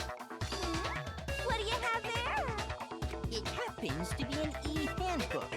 I found it laying on the ground, so I scooped it up. You found it on the ground, right? Then it must belong to... It's mine. It's mine. It's Chihiro? Yeah, it is Chihiro. It is. Because his went missing. Chihiro's handbook was missing from the scene of the crime, right? For a fact. Yep. For a fact indeed. Yep. I was totally sure I'd found it. Then it must hold some clue about the culprit, right? Turn it on. Well, that's what I was hoping. But it's busted. It won't even turn on. I imagine the culprit broke it to get rid of any evidence after the murder. That's odd. I didn't think the handbooks were quite so fragile. You're right. They're not. They're totally waterproof and shock resistant. It would take an awful lot to break one. And yet, this one does appear to be broken, as is Leon's, sitting useless in the main hall. For all your confidence, that is a remarkably high failure rate. I wonder how small these handbooks are. Do you think there might be some kind of mystery in there somewhere? How precisely did the handbooks get broken? Monokuma said there was a weakness. How did the handbooks break? There's only one possible explanation. By hitting its weak point. Because there is one. He said that. You already told us before that the handbook has one weak point, didn't you? Yeah! You remember that? Sure, maybe I let that slip, but I never told anyone what the weak point actually was. But if the handbook is supposed to never break, and two of them broke in quick succession, then we can only assume that someone's figured out its weakness. You know what the weakness is, right, Monokuma? So, what is it? You're asking me? You know darn well he's not going to say anything. I think it's a necessary piece of information if you want this to be a fair trial. But if I tell you, and someone else decides to copy it, that would be very not good. And make a rule. Just tell us already. Why would we want to break our own handbooks? Oh well, I have a weakness for pushy demands. But you're sure you won't follow their example? Then allow me to make a special announcement. The weak point of my cutting-edge e-handbook is... when it's exposed to high temperatures for too long, it will suffer a meltdown and totally break! Okay, overheating. I flippin' knew it! I flippin' knew it. You knew it? Yeah, because I found the handbook laying on the floor of the sauna. Oh. The temperature in the sauna can reach over 200 degrees. Strange how you don't get burnt, huh? It's because as your sweat evaporates, it creates a cooling layer of air around your skin. If the hot air of the sauna were somehow pushed directly onto your skin, you'd definitely get fried. That layer of air would get blown away. That's why you may feel a burning when you move around. Huh. So when you're in a sauna, make sure to keep nice and still. And this is exactly why I don't do saunas or hot tubs. Interesting. I learned one new fact today. But I learned something new about a sauna. That is a mere trifling speck of knowledge. Cool, I like useless facts. Anyway, Anyway. if you found the victim's handbook in the sauna, then the killer must have been purposely trying to raise its temperature in order to break it. Meaning the culprit somehow knew its weakness. But how'd they find out? Monokuma said he didn't tell anyone, right? Indeed. Quite the mystery. What if they found out by accident? What do you mean by accident? What if the killer took their own handbook into the sauna, not knowing its weakness, and it broke? I didn't think we can do that. They'd realize it was broken, of course, and it wouldn't be hard to figure out why. And once they had Chihiro's handbook, they knew they had an easy way to dispose of it. I won't say it's not possible, but who would have done something like that? I don't know of anyone who took their handbook into the sauna. I might know someone who did. Oh, yeah, that's right. Oh, it is Mondo. Whoa, seriously? I think the one who may have taken their handbook into the sauna was... Oh, does Taka know too? Who might have brought their handbook into the sauna? Really, it can only have been one person. Yeah, it was Mondo. Come on, man. Here's my answer. Mondo, your handbook got broken in the sauna, didn't it? What? Why? Why do you keep accusing him? Mondo and Taka had an endurance contest in the sauna not too long ago, remember? That's how the bromance started. Yep, and he had his clothes on. Mondo just so happened to keep his school uniform on. But little did he realize, he'd also left his handbook in one of his uniform pockets. And they sat in there for a long time. And when it was all over, Mondo discovered that taking your handbook into the sauna could easily destroy it. No, wait, hold up. You've got it all wrong. He would never kill. I don't accept this. Show me the proof. The actual solid proof. Sorry, Taka. I mean, I don't want to believe it either, but I found something that proves it beyond a shadow of a doubt. Come on, Taka. We're besties, man. I hate to see you like this. Oh, goodness gracious. Okay, e-handbook, Hina's account, case file, Chihiro, and partner. Oh, boy. Okay. Let's test Makoto's assertion. Chihiro's handbook was missing, right?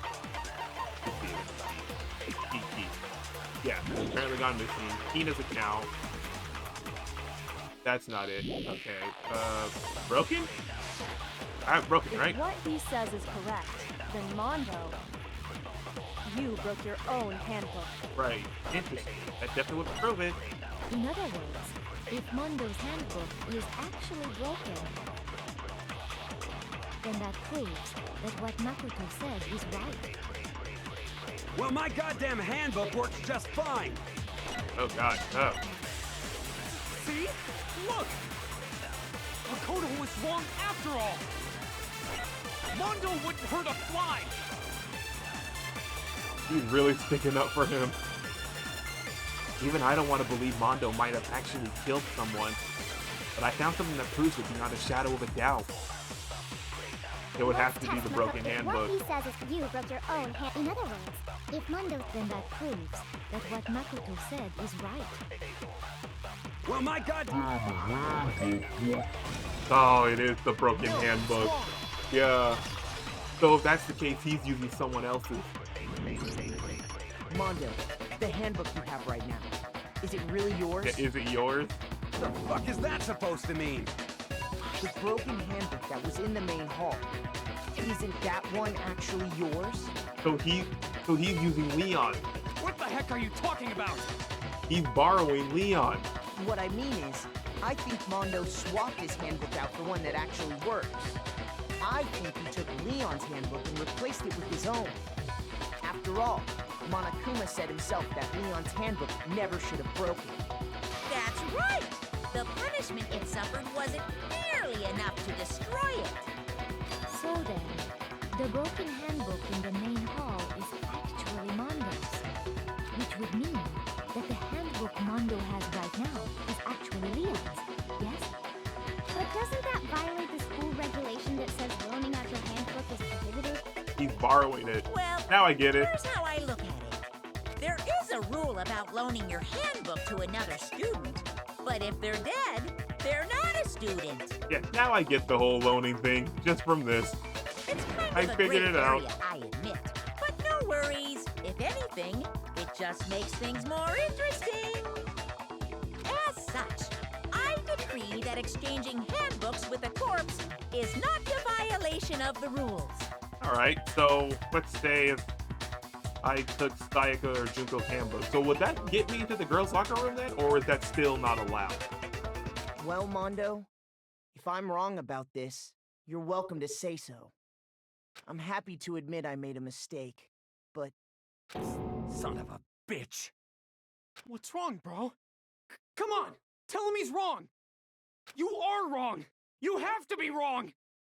Everything you just said is wrong! You made it all up! Okay, then why don't we look back on this case one more time, from the beginning? That way, everything will become clear, and we'll all see if I was right or wrong. Alright. Closing argument begin. Here we go. This took a bit. So let's see. I'm still figuring out why the heck you're in the warehouse to begin with, but... So let's talk to Chihiro in the warehouse with a duffel bag and... Good luck finding that cap. That's not it. There you are. Okay, now... Goofies McGoofies. Alright. There's something everyone has that you need to get in the locker room. Which would be... that. Okay. This.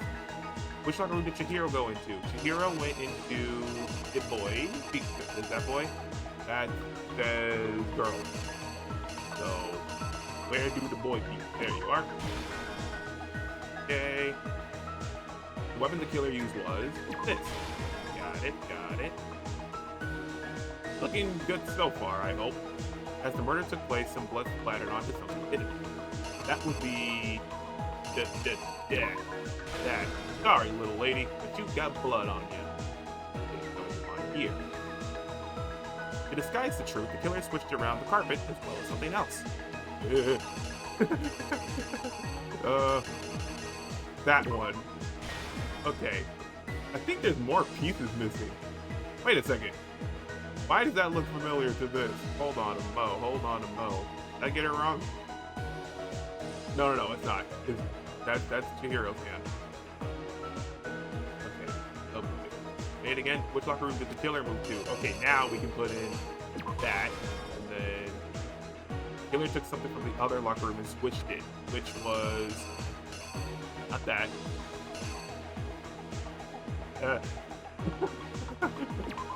This one? Wait, that looks too similar. Hold on a mo. Wait, let me put this one over here. Oh god. Okay, hold on a mo. Things are looking too similar for me, for my taste. Okay, so what if I put this one here, and then... here? Right? Okay. Oh boy. Oh boy. Or maybe it's this one instead of the other one. Oh boy. I hope I'm not messing this up.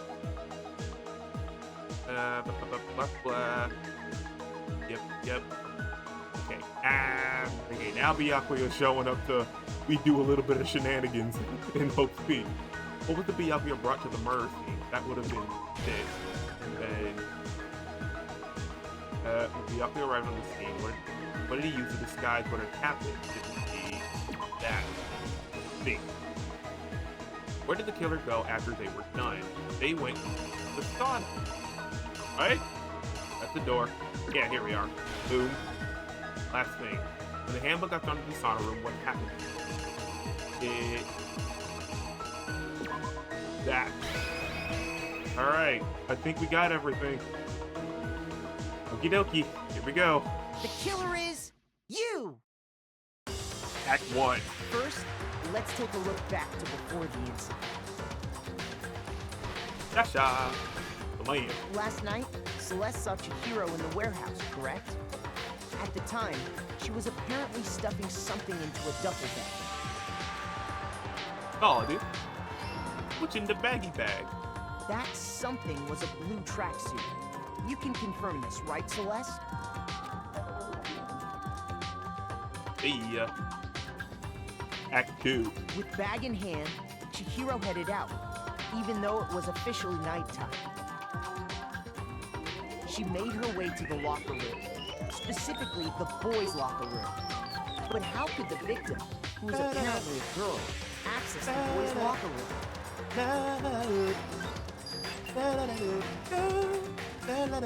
Simple, because she was really a he, which is why he was able to use his own handbook to gain entrance to the boys' locker room. Once inside, he met with someone new. And the person he met was the one who killed him.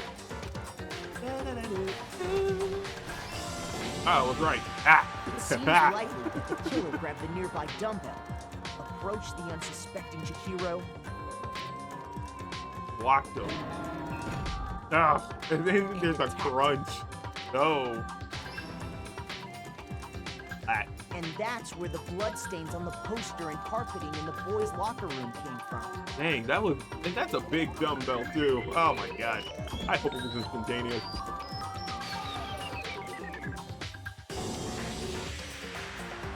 It was likely in the heat of the moment. The body was arranged, but the murder itself felt unplanned. Act 3. Okay, so it was. The killer hurried to try and hide the act. First, pulling up the bloodstained carpet. Okay, so it was him taking off the poster. It looked like when I first glanced at it, when I was putting up the panels, it looked like he was pasting it on, but no, he was taking it out. Then, removing the bloody poster. Oh, to the girls' room. And finally carrying the corpse into the girls' locker room. A girl's handbook was necessary to get into the locker room, of course. But this alone doesn't prove that the killer was necessarily a girl. Beep. After all, Sayaka and Junko's that's how we got were in. placed in the main hall. Well, I guess I can do that then. I guess it's alright. Those, a boy could get into the girls' locker room without much problem. Right. Okay, there you go. And that's exactly how the killer did it. With the carpet and the poster they brought with them, they got to work. They changed the layout of the boys' and girls' locker room in what you might call a crime scene switch. Act 4. And here comes Byakuya. We have a little shenanigans in Hope Peak. But no. Byakuya discovered the body and decided to intervene in the situation, making things even more complicated. Let me just step in. So, after stumbling on the crime scene, he went and grabbed the extension cord from the library, and then he got to work. He used the cord to string up Chihiro's lifeless body.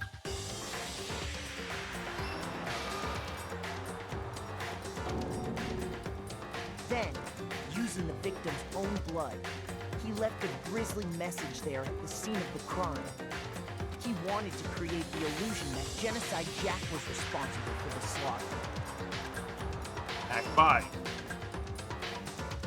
And around the same time that Byakuya was putting together this facade, the killer, having already disposed of Chihiro's bag and other belongings, arrived at the sauna.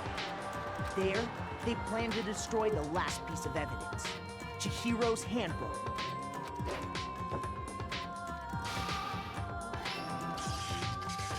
And just as the killer expected, the steamy sauna was enough to ruin the electronic gadget.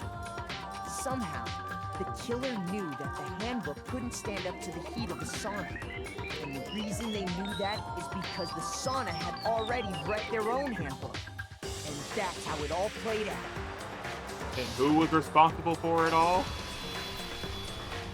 Isn't that right, Mondo Orada? Oh man, complete. Dang. Wait. No. This can't be right. Where's your evidence? Yeah. Where's your evidence? You need evidence. You need proof. Without any proof, you can't pin any of this on him. Evidence that Mondo's the killer. That already revealed itself earlier in the trial. All I have to do is check that one item of his, and everything will become clear. Alright, new element has been added to bullet time battle. Sure, let's take it. Let's talk a little bit about fever time and nega time. During the bullet time battle, if you press the R button, fever time will activate and the tempo will be forced to its max. At this point, even if you push the buttons at random, you won't miss. So you can push A however you want to destroy the opponent's verbal assault. But this only lasts until your focus gauge runs out, so make the best possible use of your time. Of course, it wouldn't be fair if only you got to access special time, right? So we've also prepared something called nega time that your opponent can use. If the opponent activates nega time during the bullet time battle, your tempo marker will disappear, making it quite a bit tougher to hit the buttons in rhythm. If you were to activate fever time at this point, nah, never mind, I'm sure nothing would happen. I don't know what I was worried about. Unsurprisingly, if your action difficulty is set to gentle, the opponent won't use nega time. Well then, good luck, have fun. Alright, so I can go fast and he can take me away. What the truth? Show me some evidence. I won't listen. False. Show me some evidence. I won't listen. I refuse to vote. Refuse to vote. You're wrong. I won't listen. I refute you. You're corrupt. Show me some evidence. I won't listen. You're corrupt. I refuse to vote. False! Didn't even need to use it. Show me some evidence. Without any proof, you can't pin any of this on him. Broken e-handbook. This should prove it. This should prove it. Sorry, Taka. As much as you want to protect him, I'm sorry. Thinking so far is right, Mondo must have replaced his broken handbook with Leon's. In which case, we can just check each of our handbooks right now. Once we do that, we'll... We don't gotta do that. Huh? Yeah. I did it. I killed him. Dang. He said, don't, just don't. I did it, alright? Oh, man. That's it. Oof. Oofies McGoofies, Mondo, no. Bro, what are you saying? I got no choice, man. After hearing all that, I gotta just give up. Go ahead, Monokuma. Get it over with. Ask for the goddamn verdict. Roger that. Wait! Hold on! No waiting, no holding on. Time for the moment we've all been waiting for. Grab your lever and give it a yank! Who will you elect as the Blackened this time around? Will you make the right choice or the dreadfully wrong one? What's it gonna be? What's it gonna be? Dang. Oh, Taka doesn't want to believe it. Who's guilty? Who's it gonna be? Mondo. Not Mondo. Oh, man. Alright. What? Uh-oh. Looks like this time you got it right again. Yes, it is so. The Blackened that killed Chihiro Fujisaki was... Mondo Owada.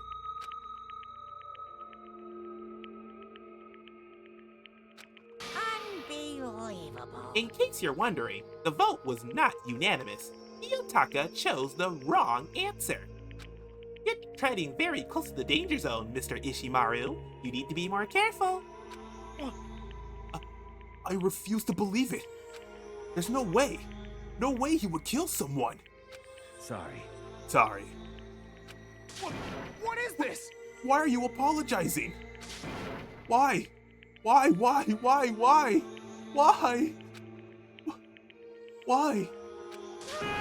Why did you do it? Now then. Well, it looks like Mondo's taking a vow of silence, so allow me to explain on his behalf. Actually... The story of the murder this time is the sad story of two men. Ha! Oh, but for anyone who doesn't really want to hear it, you can just hit the B button to fast forward the text. Anyway, there once was a young boy, and his name was Chihiro Fujisaki. He had an extreme inferiority complex regarding his own lack of strength. You're so weak, even though you're a boy. He'd heard things like that as long as he could remember, and he couldn't overcome his weakness. On the contrary, he tried to hide and buried himself further and further into that weakness, to take on the fragile form of a petite young girl. He had chosen that as his way out. Now nobody will be able to say anything about even though you're a boy. But no matter how tightly he wrapped himself in that shell, the inferiority complex had already taken root deep inside of him and was not so easily weeded out. As it turned out, the shell was completely empty. The complex didn't disappear. Instead, it only grew stronger and stronger. I'm weak. Weak, weak, weak, weak, weak, weak, weak, weak. Once the killing game had begun here at the school, he had no choice but to accept that fact. After all, this world is the survival of the fittest. If you're not strong, you don't survive. And then the lovely and hateful Monokuma announced the revealing of the embarrassing secrets. Which of course included Chihiro's embarrassing secret, which I was more than willing to divulge. Even though he dresses like a girl, Chihiro is actually a boy.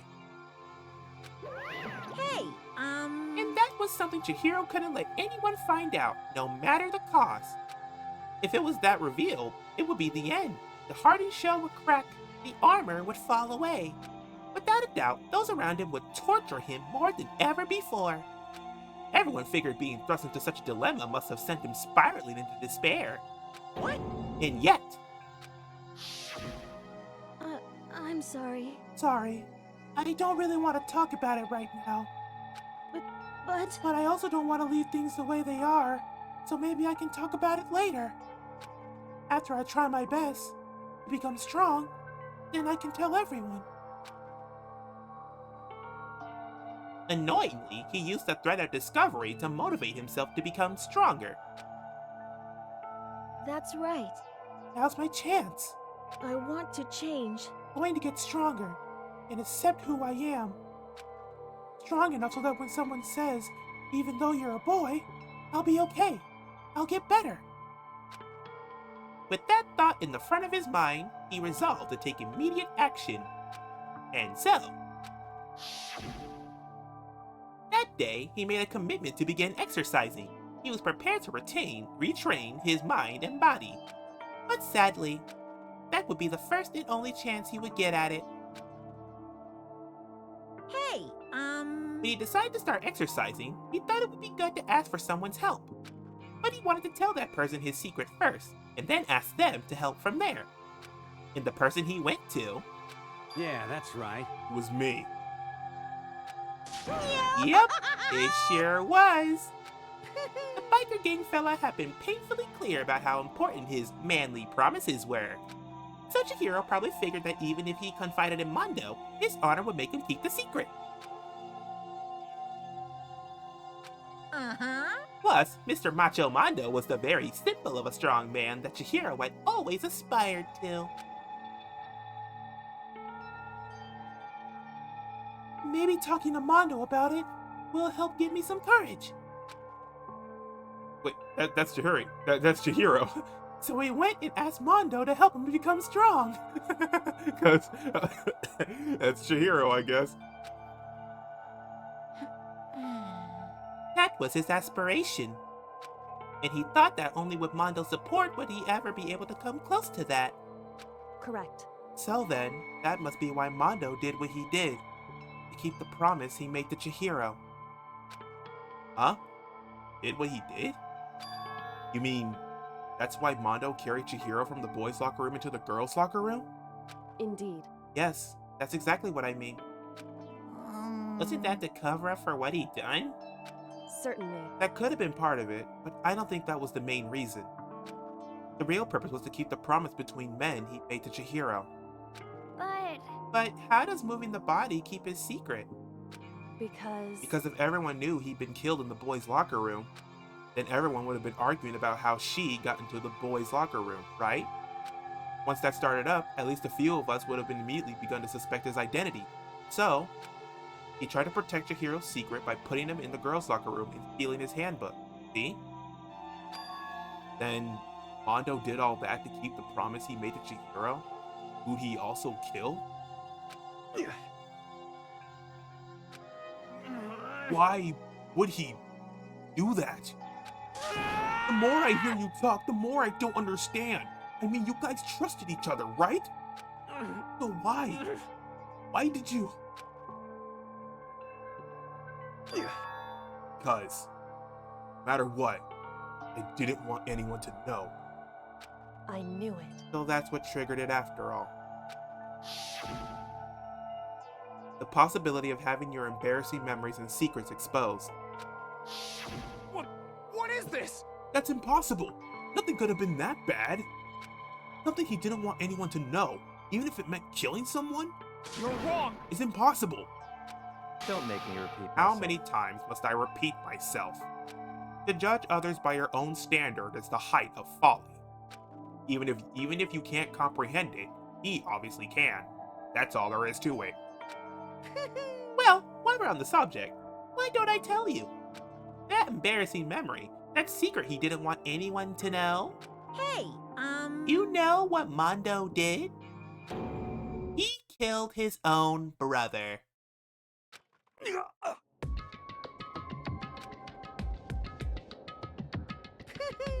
Mondo, the ultimate biker gang leader, makes all the hoodlums and riffraff across the country tremble. But the only reason he had the chance to join a gang in the first place was because of a certain someone. Mondo's older brother was named Daya Owada. Mondo had nothing but respect for him. It was because of Daya that Mondo ever got on a motorcycle. Mondo's brother was his only family growing up. He was the only one Mondo could trust or respect.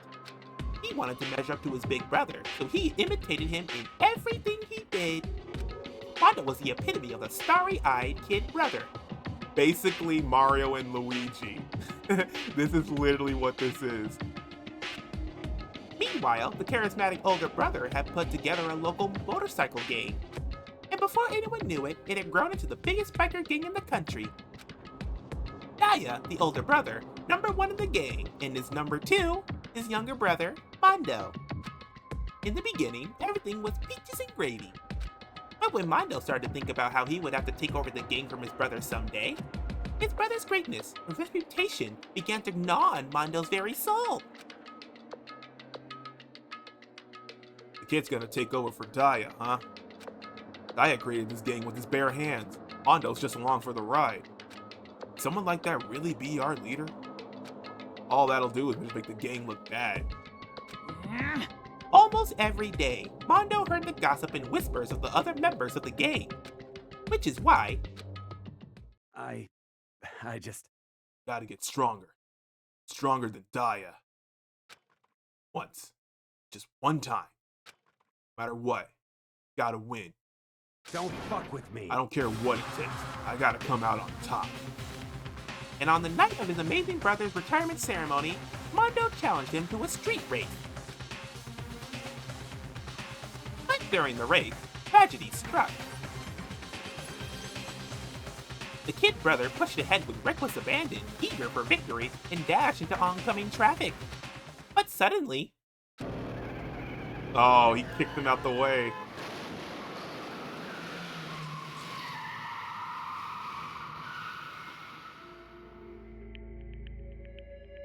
Laying in his kid brother's arms, the older brother delivered his final words. My bad, kid. I fucked up. Sorry. Of course he knew it was his brother's fault, but Daya never blamed him for what happened. Hey kid, the rest is up to you. No matter what, you gotta keep the gang together. Because it's the team, you and me, put together. It's a promise between men.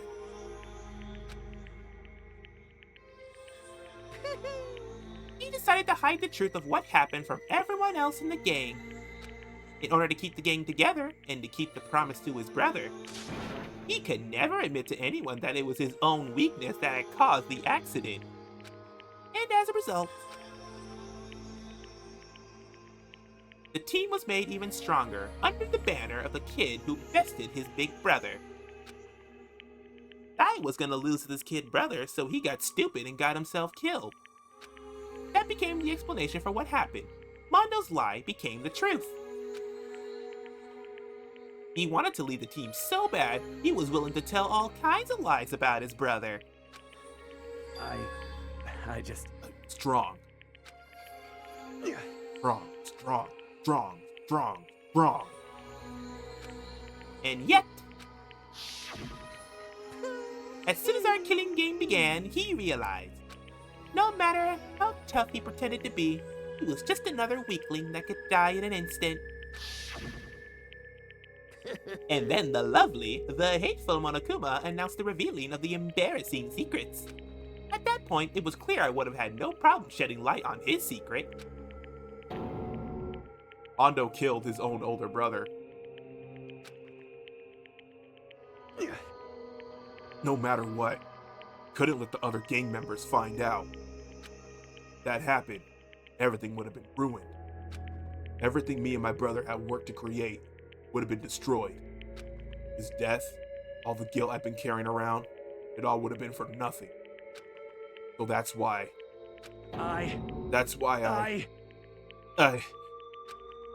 Hondo, after I saw what Monokuma had on me, my head filled up with a kind of fuzzy uneasiness, and it just started swirling around.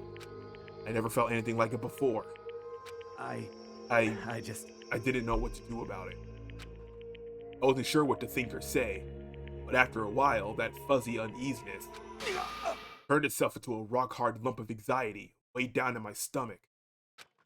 And it was right around then that Chihiro asked me to start working out with him. Right there, he told me a secret. Seriously? Jesus. I'm sorry. Yeah, I'm sorry I lied to you. But why? Why now? Why are you telling me this all of a sudden? Huh? Because I mean, you kept that secret all this time, right? If anyone found out, you would... But... You're right, but... I want to change. I wrap myself in lies. I'm weak. I want to destroy that version of me forever. His words were like a knife in my gut. I felt like he was exposing the lie I'd been living myself. I have to change. I don't want to be weak anymore. You're so strong, it can't hurt you, right? Whatever secret Monokuma might tell us. You piece of... So what? You're saying I should just say it? What? You're saying if I really What? am, I should just be able to tell everyone my secret? Huh? I was jealous. I was jealous of Chihiro's strength. He had the strength to face his own weakness, to try to overcome it. It was the kind of strength I never had. So I was jealous of him. And that jealousy broke me. What? Are you making fun of me? What? I'm strong? Are you fucking with me right now? No! I'm not making fun of you. You really are strong, Mondo. I feel like I can hear something starting to creak. Something inside my head. What did he want me to do? What was I supposed to do? Was I supposed to just sit back and let my secret get revealed and ruin everything? What's wrong? Damn you! Why did you have to tell me that? Are you trying to rub my failure in my face? I just No, wanted to... I just really admire you. I admire your strength. Yeah, that's right. That's right. I am strong. Strong. Strong. Strong. Stronger than you. You son of a It's stronger bitch. than Daya! I don't remember anything after. I woke up again. He was laying at my feet, covered in blood. I had the dumbbell in my hand and I was just staring at him, down on the ground. Hey! I killed him. I killed Chihiro. Even after all this time, I'm still just as weak as I've always been. And thanks to that, I did something I can never take back. Hondo. He was normally so aggressive, so angry. He hid that weak side away from everyone. That was his secret.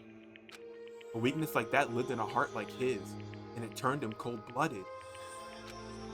God damn it. Look at him. You see? You're all just like him.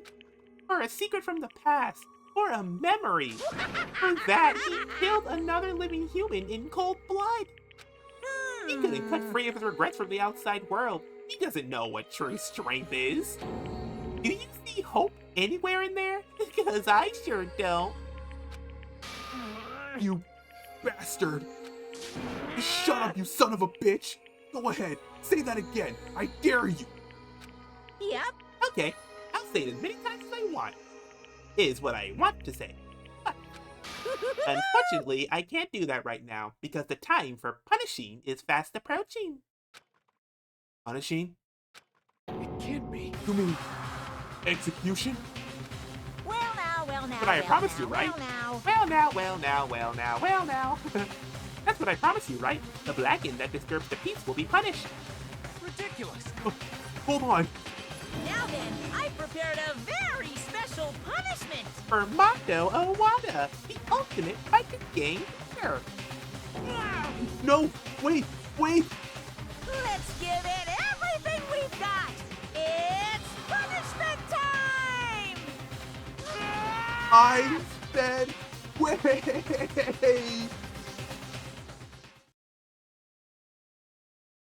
Sorry, man. I couldn't keep the promise we made. From one man to another. Dang. That is sad. Oh, here we go. Game over. Mondo has been found guilty. Time for the punishment. No, not again. Oh, Mondo.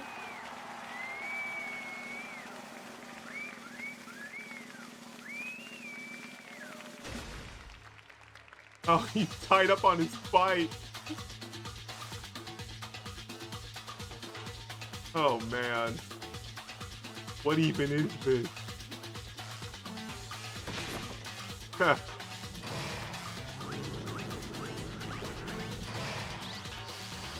The Cage of Death.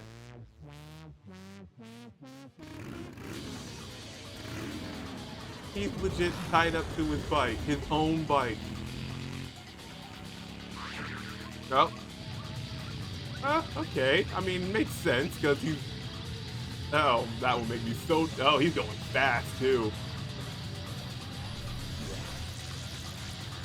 Oh, jeez.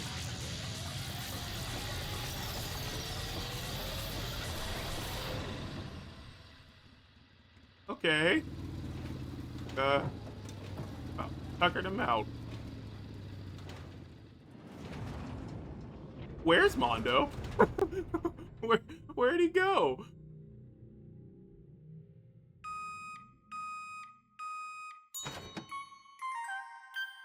Oh my god. He got liquidated. What? He straight up just melted him. Oh my lord. Okay.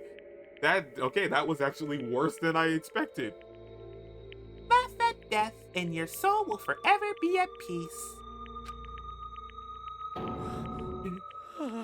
Can't be.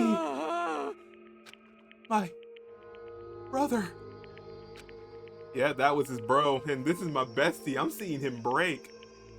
Another murder. Another execution. I want to feel again. Everyone's lives are taken so lightly here. I feel like I might be going mad. Maybe I'll just let it happen.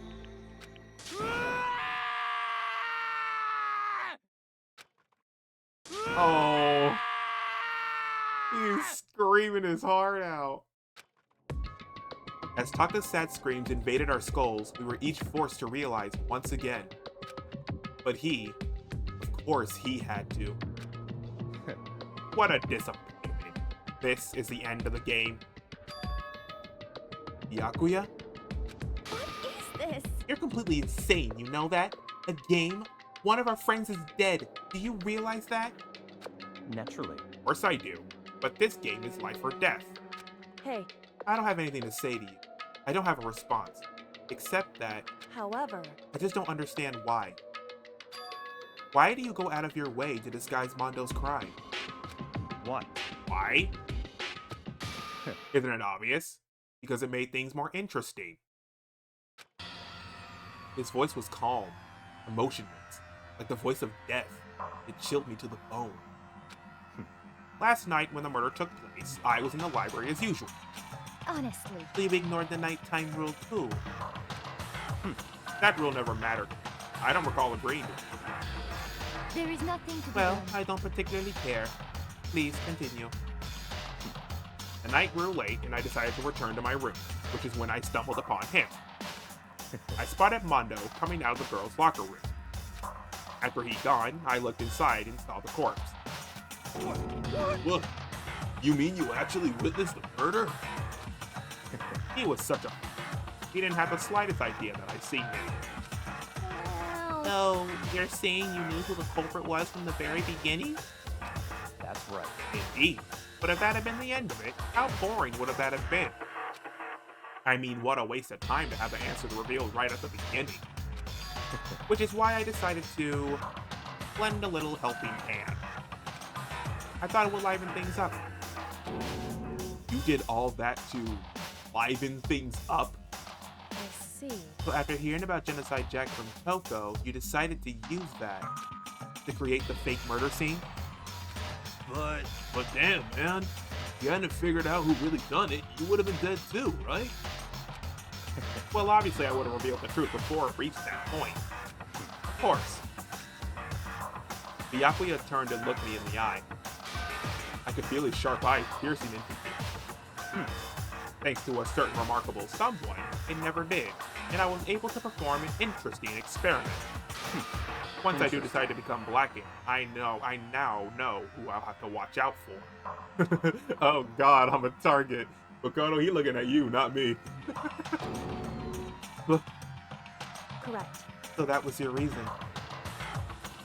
Are you satisfied? Indeed. Yes. We're done listening to your story. Moving on. Hey. There's something I'd like to ask Monokuma. What's this? Oh, I'm up next? You like to perform these elaborate executions each time, correct? My question is, why? Do you like them? But you know, this punishment, this despair, it's not just for you. All this punishment, all this despair is my gift to mankind itself. What? You're over-exaggerating. I am not over-exaggerating. These punishments are meant to transform all hope into despair. Damn. What do you mean? Me? Mean? Mean? What the mean. Good grief, I don't understand why you have to pick apart every stupid little thing. Whatever. It doesn't matter. In the end, I'm going to stand alone as the victor, and then everything will be revealed to me. Ah, the noble son of a noble family. Truly, you understand me. I think this is the start of a terrifying friendship. That's enough. Shut up. I would never stoop to the level of a childish criminal. Let me just say this. After I've achieved complete victory, you're up next. I'm going to find you and kill you. Understand? In the name of my family. In the name of the Togami family, for which victory is a foregone conclusion. You're getting all riled up. So cool. It's like you're the main character of a video game or something. No trash mob for you. I swear, whatever it takes, I will kill you. Temper. Sounds like someone needs a nap.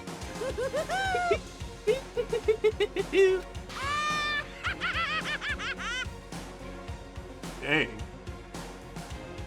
Monokuma's laughter peeled across the courtroom and the curtain closed on the case of Chihiro and Mondo. But I knew that it wasn't the end. The killing game would still continue. Because the mastermind wouldn't let it end. For those of us who were still alive, our worst fear and despair kept on multiplying. It was the kind of despair that felt like a blind puppy in hell had more of a future than us. All of our courage, our effort, our friendship, it felt like it amounted to nothing at all. It was the worst kind of despair.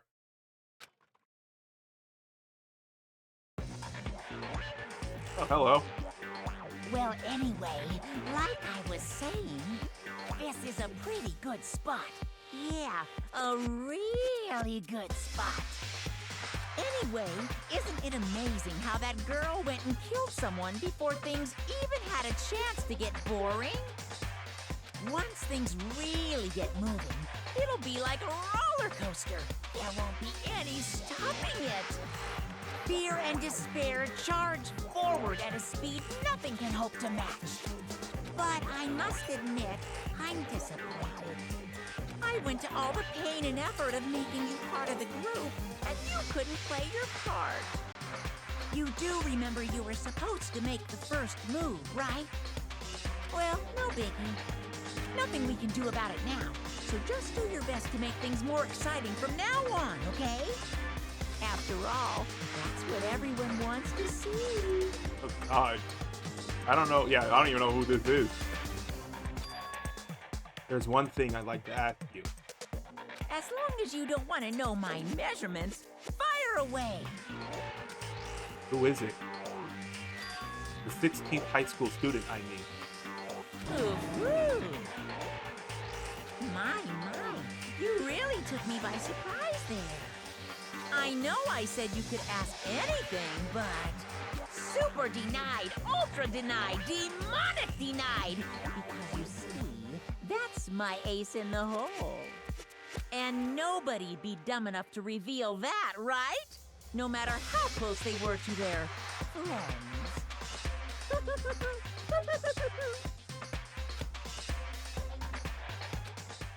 Okay. Chapter 2, Boy's Life of Despair. The end. Oh. 11, 10. 10 left. 10 survivors. To be continued. Oh, man. I can't. Oh, and I got his jacket. How nice. How nice. Stinks of butter. Well, we're gonna go ahead and end off this episode right here, because holy crap, it's 2 hours now. So, until then, guys, if you enjoyed the video, don't forget to leave a like. Also, comment and subscribe to get new feed on videos and become a member of the Cuckoo Crew today. Also, be sure to follow me on Twitter and Blue Sky, so you can recommend individual games you want me to play or chat, your preference. Also, after you subscribe, be sure to tap that bell to get new notifications on videos so you'll never miss an upload from me ever again.